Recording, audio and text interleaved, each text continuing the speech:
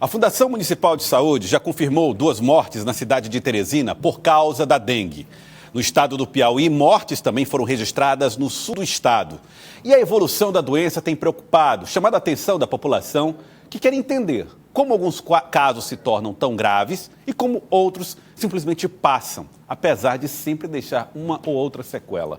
Os dados da Secretaria de Saúde estão na tela. O mapa da dengue no Piauí mostra os 2.420 casos confirmados na cidade de Teresina e as 2 mortes causadas pela dengue. A cidade de Bom Jesus também chama atenção, porque lá já foram confirmadas 6 mortes. O Piauí teve um aumento de 92% no número de casos de dengue, se comparado com o mesmo período do ano passado. Vamos entender um pouco mais com a ajuda do Bartolomeu Almeida. Ele vai trazer detalhes para a gente ao lado do Dr. Carlos Henrique Neri Costa.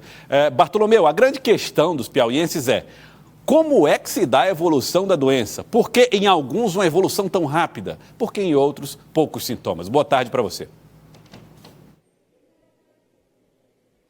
Boa tarde para você, Joelson Jordani. Boa tarde para o telespectador que está ligado no Jornal do Piauí. Joelson, esses números que você acabou de repassar realmente assustam, né? E nós temos esse alto registro de mortes no município de Bom Jesus de forma impressionante. Nós estamos aqui, Joelson, no consultório do Dr. Carlos Henrique Neri Costa, médico especialista em doenças infecciosas, professor da Universidade Federal do Piauí, um dos maiores estudiosos do Brasil no assunto. O Dr. Carlos Henrique conhece bastante o assunto, por conta disso, a nossa entrevista com ele. Ele estava até escrevendo aqui um artigo, Joel, sobre um outro assunto que também preocupa, mas a gente pode até tratar em uma outra oportunidade, que é sobre o calazar aqui em Teresina. Mas agora vamos de dengue. Dr. Carlos Henrique, uma boa tarde para o senhor. O Joel fez até um questionamento inicial em relação às consequências da dengue. Por que ela vem de forma mais leve em algumas pessoas e, no entanto, em outras pessoas ela vem de forma mais, inclusive, devastadora, levando, inclusive, ao óbito em poucas horas? Boa tarde para o senhor mais uma vez. Boa tarde a todos, boa tarde, Joelson.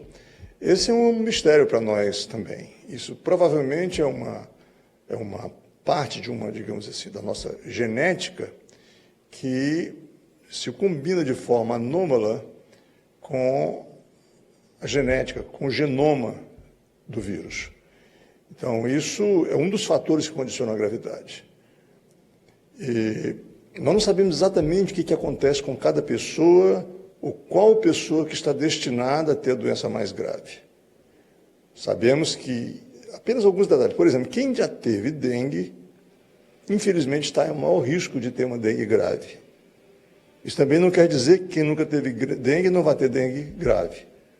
Mas quer dizer que as pessoas que tiveram dengue anteriormente e estão com dengue no momento têm que ter uma atenção especial. Agora, por que a medicina está evitando utilizar o termo dengue hemorrágica? Um termo que até bem pouco tempo foi bastante utilizado, doutor Carlos Henrique. Porque basicamente está errado. A dengue não mata usualmente por hemorragia, ela pode matar por hemorragias. Então as pessoas ficam em casa esperando ter alguma hemorragia para poder procurar o hospital. E isso não é verdade, pode levar inclusive à perda da vida. Porque o fenômeno principal que ocorre na dengue grave, é queda de pressão arterial, abrupta e intensa, uma desidratação fenomenal. Então, sai a parte líquida do sangue e a pressão então cai igual numa mangueira inflada, que perde pressão rapidamente. Aí o oxigênio deixa de chegar e acontece uma série de fenômenos patológicos que piora a situação ainda. É uma situação extremamente grave, nós sabemos disso, lidando com outros pacientes com condições similares, septicemia, por exemplo, e outras infecções. Então, está errado, não espere o sangramento. Está em casa, em torno do 3º, 4º, 5º dias de doença, de repente a pessoa pode sentir um mal-estar, fica com a sede intensa, a boca fica seca, começa a suar frio porque a pressão está caindo, alguns sentem uma dor abdominal, dor na barriga, vômitos, tudo isso são sinais de gravidade. Então a pessoa deve procurar, primeiro se hidrata bem em casa, mas com esses fenômenos procura o hospital, porque aí vai ter que ser utilizado líquido na veia para subir a pressão novamente. E é isso que salva vidas. Tá certo? Então, fazendo isso, inclusive, é provável que a dengue hemorrágica nem se desenvolva. Então, não espere, não se deve esperar que a pessoa tenha hemorragias. Isso é uma última fase. O mais importante, o que mais mata é a queda da pressão arterial. De acordo com dados da própria Fundação Municipal de Saúde, 80% dos focos do mosquito da dengue são encontrados dentro das residências das pessoas. Como detectar, assim? Quais são as dicas que o senhor deixa? Como detectar, então, um foco do mosquito da dengue, que pode ser dentro da residência ou até mesmo do lado externo? Nossa equipe está, inclusive, desenvolvendo uma tecnologia nessa direção. Espero que ela seja bem desenvolvida e possa detectar esses focos todos com antecedência. Mas, por hora, o que nós temos são as pessoas. Nós temos que lembrar que é uma doença de características profundamente sociais. Porque se você é permissivo, no sentido de deixar água parada em qualquer canto de sua casa, você está colocando a vizinhança em risco. Então, se você tem um comerciante, tem um comércio, tem pneus velhos, ou tem tralhas no seu quintal, você está colocando toda a vizinhança em risco, porque com certeza tem dengue lá, na época de chuva principalmente. Então é preciso que haja essa percepção coletiva. Quando receber o guarda sanitário, ele está ali para ajudar. Procure a identificação correta, que não há perigo de ser um assaltante, que a preocupação das pessoas muito é essa daí. Então, e você mesmo procure, vire, derrame o que tem lá dentro, tampe a sua caixa d'água para evitar uma tragédia, como tem acontecido com tantas pessoas aqui no estado do Piauí. Então, isso é perfeitamente evitável. Agora, a vacina chegou, hora de vacinar. Todo mundo tem que se vacinar, principalmente porque a vacina é pouca, né? Então ela está disponível para as crianças. Vamos vacinar nossas crianças para a faixa etária permitida, aguardar o desenvolvimento da ciência, da tecnologia, para trazer melhores vacinas ou mais vacinas para que todos possam se proteger dessa doença. Mas, por hora, diante de mais vacinas, o que nós temos que fazer é vigiar nossas residências, virar os focos de mosquito e proteger, então, a sua família e toda a sua comunidade. Doutor Carlos Henrique, licença ao senhor, que agora vamos ao estúdio do Jornal do Piauí. Tem uma pergunta do Joelson Jordani. Joelson. Bartolomeu, agora o Piauí tem uma tendência a registrar casos mais graves da dengue? A tendência é que casos mais graves apareçam?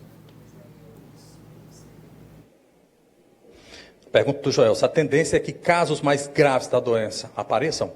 Aqui na frente. Não, eu diria que as chuvas já claramente deixaram de... Estou começando a reduzir, então é provável, na medida que diminua os depósitos de água, então a transmissão diminui e assim diminui as mortes. Todo ano é isso, abril e maio tem uma incidência maior da doença. Algumas vezes mais grave, outras vezes menos, dependendo da quantidade de mosquitos que está presente, dependendo da imunidade que a população já tem da dengue, dependendo do tipo de vírus que está circulando, são 4 tipos, cada um é diferente do outro. Um mosquito dá uma doença, o outro pode infectar aquela pessoa que já teve, dando uma doença mais grave. Então, tem uma dinâmica relativamente complexa, mas que é perfeitamente possível de ser monitorada. O ideal é que a gente começou o período chuvoso, já começa as atenções, começa a monitorar a população de Aedes aegypti, tem que ter várias unidades acompanhando esse crescimento populacional, porque aí os mosquitos começam a crescer, a população deles, quando começa a crescer, chega num ponto, aí o vírus começa a ser transmitido também, em larga escala para a população, e chega um clímax, como nós estamos chegando agora. Provavelmente, eu não posso garantir isso, nós chegamos ao clímax da epidemia. Daqui para frente, a tendência é haver redução. Mas, próximo ano será a mesma coisa? Fica o questionamento aí do doutor Carlos Henrique Nery Costa, Joelson Jordani. Agora, Joelson, é cada cidadão fazer a sua parte também, né? Tendo em vista, inclusive, esses números que foram divulgados pela FMS, apontando aí que 80% dos focos estão, inclusive, dentro das residências. Às vezes, nós estamos ali ao lado de um foco, passamos por ele todos os dias e a gente acaba não percebendo. Então, vale a pena você fazer aquela verdadeira varrida na sua casa para observar esses detalhes importantes. Volto com você, Joelson Jordani. Muito obrigado, Bartolomeu, pelas informações. Obrigado, Bartolomeu Almeida, trazendo detalhes a respeito disso. A população faz a sua parte, a ciência faz a dela, as vacinas já chegaram, os tratamentos, já se sabe como encaminhar os tratamentos. Então, vamos todos colaborar com essa questão da dengue, da maneira como a gente pode, com as informações que a gente tem e acreditando na possibilidade da ciência também oferecer as respostas que a gente precisa.